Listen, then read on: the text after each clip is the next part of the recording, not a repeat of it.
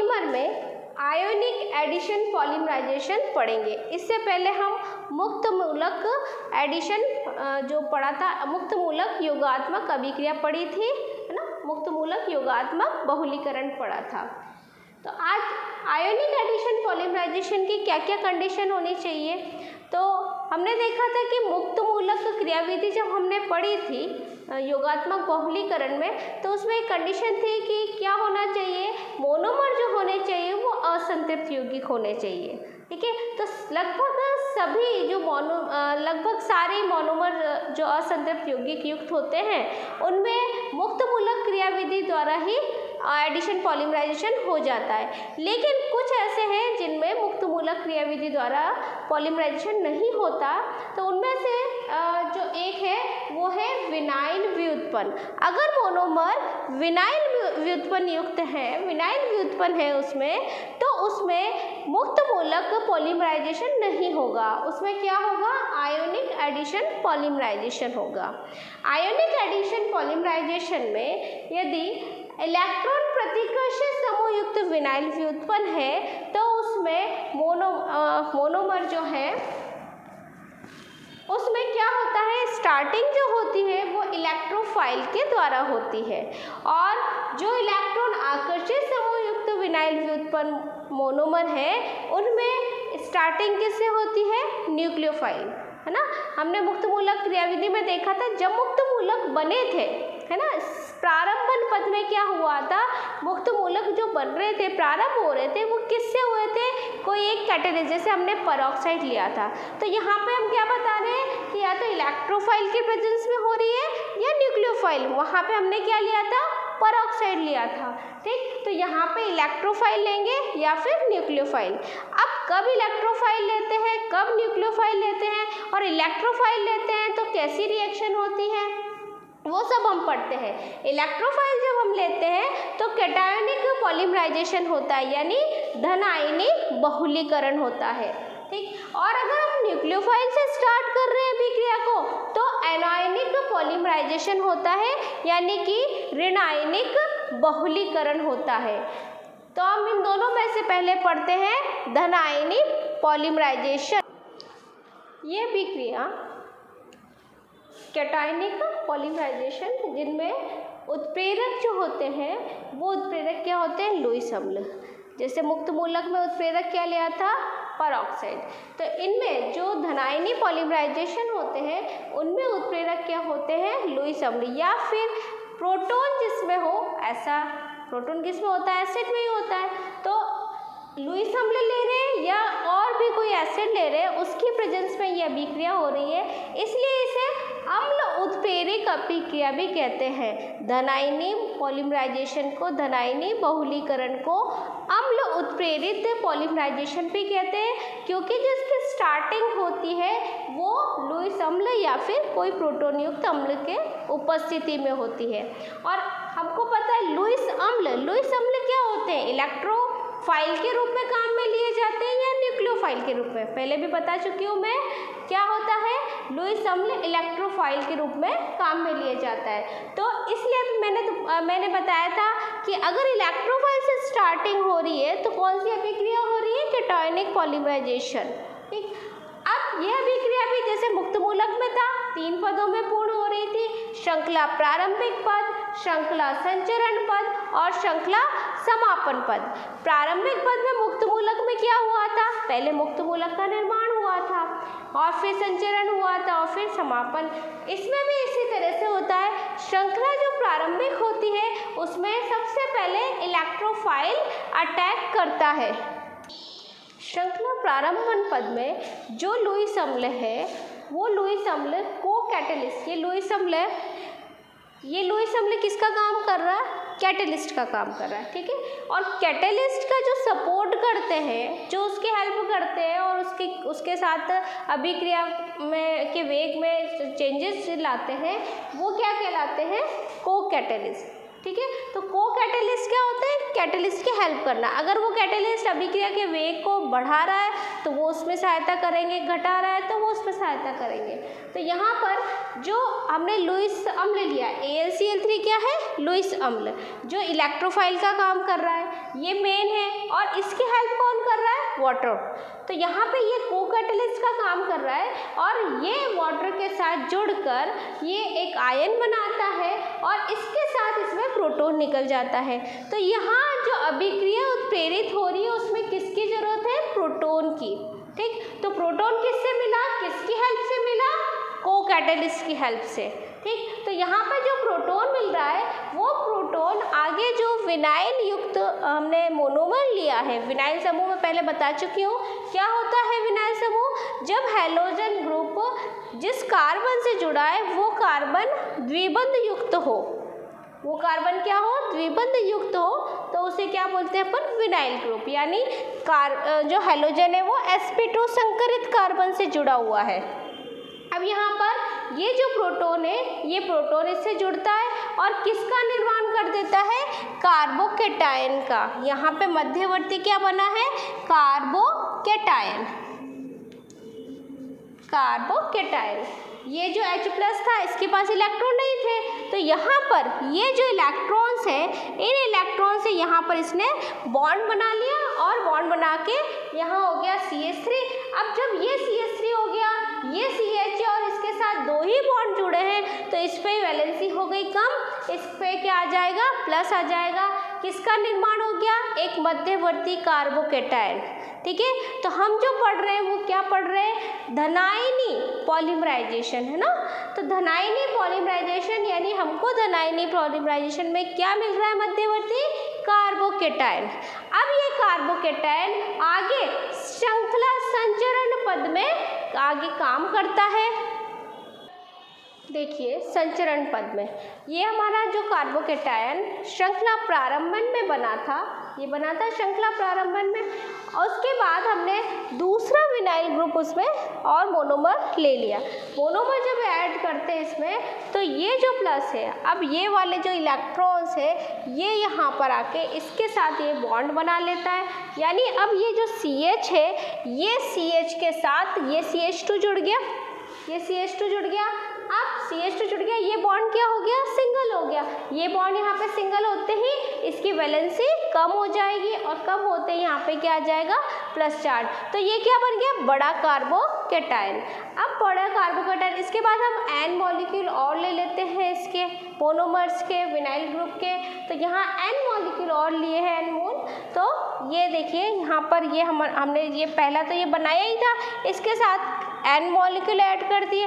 जब N molecule add कर दिए तो जैसे जिस तरह से इसमें ये ऐड हुआ है कि लास्ट वाले कार्बन पे क्या आ गया, प्लस चार्ज आया। क्यों आया, क्योंकि इसके जो डबल बॉन्ड थे वो डबल बॉन्ड आगे वाले कार्बन से जुड़ जाएंगे जिसकी वैलेंसी कंप्लीट नहीं हो रही है, उसके साथ जुड़ गए, इसलिए अब लास्ट वाले कार्बन की क्या हो गई, वैलेंसी कम होने के कारण उस पर प्लस चार्ज आ गया। अब वो क्या बन गया, बड़ा कार्बोकेटायन। तो ये श्रृंखला संचरण पद प्रारंभन में क्या हुआ था कि पहले कार्बोकेटायन बना था, किससे बना था कि जब लुईस अम्ल ने किसी प्रोटॉन युक्त पदार्थ से विलायक से क्रिया करी और क्रिया करके प्रोटॉन प्रदान करा। वो प्रोटॉन जब दिया तो उस प्रोटॉन से विनाइल समूह युक्त मोनोमर वहाँ पे कार्बोकेटायन के रूप में प्रदर्शित हुआ, बना, और कार्बोकेटायन ने अगले विनाइल समूह युक्त मोनोमर से क्रिया करके संचरण पद से बड़े कार्बोकेटायन का निर्माण किया। बड़े कार्बोकेटायन के निर्माण के बाद अब क्या बच गया, अब प्रोडक्ट बनना बाकी है। तो अब इसमें आ जाएगा समापन पद। इस पद में यहाँ पर जो बड़ा कार्बोकेटायन बना था वो बड़ा कार्बोकेटायन नाभिक स्नेही, या तो नाभिक स्नेही बाहर से दिया जाए, या फिर हमने देखा कि हमने जब शुरू में पहला पद लिखा था उसमें एक प्रोटॉन तो हमने उस रिएक्शन में काम में ले लिया था और ये यहाँ पर जुड़ गया था, लेकिन उस प्रोटॉन यानी प्रोटॉन क्या था, इलेक्ट्रोफाइल, उस प्रोटॉन के साथ एक न्यूक्लियोफाइल भी यहाँ पर जुड़ा हुआ था, न्यूक्लियोफाइल भी प्राप्त हुआ था। था। अब ये न्यूक्लियोफाइल बचा हुआ इस पे जुड़ता है और जुड़ने के बाद यहाँ से ये जो H है ना, ये जो H है इसको मैं ऐसे लिख देती हूँ। ये जो H था, ये H प्रोटॉन यहाँ से निकलता है, इस जगह से प्रोटॉन निकला और यहाँ पर क्या आ जाता है, ये बॉन्ड इधर चला जाता है। तो इस जगह पे क्या आ गया, डबल बॉन्ड। ये प्रोटॉन यहाँ से निष्कासित हो गया H प्लस के फॉर्म में, प्रोटॉन यहाँ से H प्लस के फॉर्म में निकला और ये वाले पाई इलेक्ट्रॉन यहाँ शिफ्ट हो गए, तो यहाँ आ गया डबल बॉन्ड। ठीक, तो ये क्या हो गया, CH2 जो था वो CH हो गया और CH यहाँ पर है। अब इसका दोनों कार्बन की वैलेंसी भी पूरी हो गई। अब यहाँ पर जो प्रोटॉन निकला था वो यहाँ से OH माइनस के साथ H2O बना लेता है, क्या बच गया, AlCl3। तो हमको यहाँ पर जो कैटलिस्ट लिया है और जो को कैटलिस्ट लिया है वो सब वापस प्राप्त हो जाते हैं। इसमें कार्बोकेटायन किससे रिएक्शन करता है, नाभिक स्नेही से। इसका दूसरा तरीका देखिए, पहले तो हमने उसी रिएक्शन में जो प्रारंभन पद में नाभिक स्नेही था उसको काम में लिया, या अब बाहर से भी कोई नाभिक स्नेही अगर इसमें डाला जाता है, जैसे मैंने A माइनस लिया है, ये A minus as a nucleophile का काम कर रहा है। ठीक है, अब न्यूक्लियोफाइल जब इस पे जुड़ता है तो यहाँ से जब न्यूक्लियोफाइल जुड़ेगा तो न्यूक्लियोफाइल यहाँ पे जुड़कर क्या होगा, यही चीज़ कि यहाँ से निकल जाएगा प्रोटॉन H प्लस के फॉर्म में और ये इलेक्ट्रॉन्स यहाँ शिफ्ट हो जाएंगे। तो वही चीज़ें क्या हो जाएगा, इस पोजीशन पे CH डबल बॉन्ड CHX। ठीक है, और ये प्रोटॉन जब निकला तो इस प्रोटॉन और ये यहाँ पर A माइनस, ये मिलकर क्या बना लेते हैं, AH। जो भी न्यूक्लियोफाइल होगा उसके साथ हाइड्रोजन जुड़ जाएगा। ये पूरी रिएक्शन ऐसे कैसे लिख देती हूँ, CH2 CHN और यहाँ है CHX CH2 और ये H। ठीक है, ऐसे कैसे ये प्रोटॉन निष्कासित हुआ और ये पाई इलेक्ट्रॉन यहाँ शिफ्ट हो जाते हैं और न्यूक्लियोफाइल जो है उसके साथ ये H प्रोटॉन यहाँ पर जुड़ जाता है और जुड़कर ये प्रक्रिया समाप्त हो जाती है और उत्पाद का निर्माण हो जाता है, पॉलीमर का निर्माण हो जाता है। नेक्स्ट पढ़ते हैं हम एनायनिक पॉलीमराइजेशन, ऋणायनिक पॉलीमराइजेशन। ये जो पॉलीमराइजेशन है, जैसे मैंने बताया था अभी कि न्यूक्लियोफाइल की प्रेजेंस में काम करता है। ठीक है, तो और क्या क्या देख सकते हैं हम कि प्रबल क्षार क्या क्या हो इसमें एज ए कैटलिस्ट, जैसे उसमें हमने देखा था AlCl3 लिया था, उसके साथ को पॉलीमर को कैटलिस्ट हमने लिया था। तो यहाँ पे क्या लेते हैं, प्रबल क्षार ले सकते हैं, सोडामाइड है। ठीक है, जो भी प्रबल क्षार है वो इसमें लिया जा सकता है। एरिल व्युत्पन्न ले सकते हैं। ग्रिग्नार्ड अभिकर्मक की प्रेजेंस में सोडियम और लिथियम धातुओं की प्रेजेंस में ये अभिक्रिया क्या होती है, उत्प्रेरित होती है। इनकी प्रेजेंस में अभिक्रिया की शुरुआत होती है। श्रृंखला प्रारंभिक पद, इसमें पहले जो न्यूक्लियोफाइल होता है वो न्यूक्लियोफाइल इस विनाइलिक समूह के साथ जुड़ता है। जब न्यूक्लियोफाइल जुड़ेगा तो इसके पास तो इलेक्ट्रॉन की अधिकता है, ये अपने इलेक्ट्रॉन से इसको बॉन्ड बनाता है। यहाँ के जो पाई इलेक्ट्रॉन है, जब ये इस पे अटैक करते, जब इलेक्ट्रोफाइल अटैक कर रहा था तब क्या हो रहा था कि वो जो पाई इलेक्ट्रॉन्स थे वो पाई इलेक्ट्रॉन इधर शिफ्ट हो रहे थे, इस कार्बन पे शिफ्ट हो रहे थे, है ना। अपन ने दोनों पढ़ा है, जब कार्बन पे जो समूह जुड़ता है एक तो उस पे इलेक्ट्रॉन शिफ्ट होते हैं और एक जहाँ पर नहीं जुड़ता है उस कार्बन पे इलेक्ट्रॉन शिफ्ट होते हैं। ठीक है, तो हमने जो पहले वाली कंडीशन देखी थी उसमें क्या हो रहा था कि ये जो पाई इलेक्ट्रॉन थे, ये पाई इलेक्ट्रॉन इस कार्बन पे शिफ्ट हो रहे थे। जब हमने क्या लिया था, प्रोटॉन लिया था, और जब हम एक न्यूक्लियोफाइल ले रहे हैं, ठीक है, तो न्यूक्लियोफाइल के पास ऑलरेडी इलेक्ट्रॉन की अधिकता है, तो वो क्या करेंगे, जब इस पे जुड़ेंगे तो अब ये पाई इलेक्ट्रॉन कहाँ शिफ्ट हो जाएंगे, इस कार्बन पे शिफ्ट हो जाएंगे। ठीक है, तो अब ये जो अपने इलेक्ट्रॉनों के साथ यहाँ पर बॉन्ड बना लेता है, ये न्यूक्लियोफाइल ने बॉन्ड बना लिया। बॉन्ड बनाने के बाद यहाँ पर क्या आ गया, माइनस चार्ज आ गया, क्योंकि एक्स्ट्रा इलेक्ट्रॉन इस पर शिफ्ट हो गए। तो यहाँ माइनस आने के कारण इसे हमने क्या बोला, कार्बोनियम आयन या कार्बो एनायन, कार्बो एनायन। ठीक है, इसको क्या बोला? कार्बो एनायन। अब वही चीज़ है श्रृंखला संचरण पद।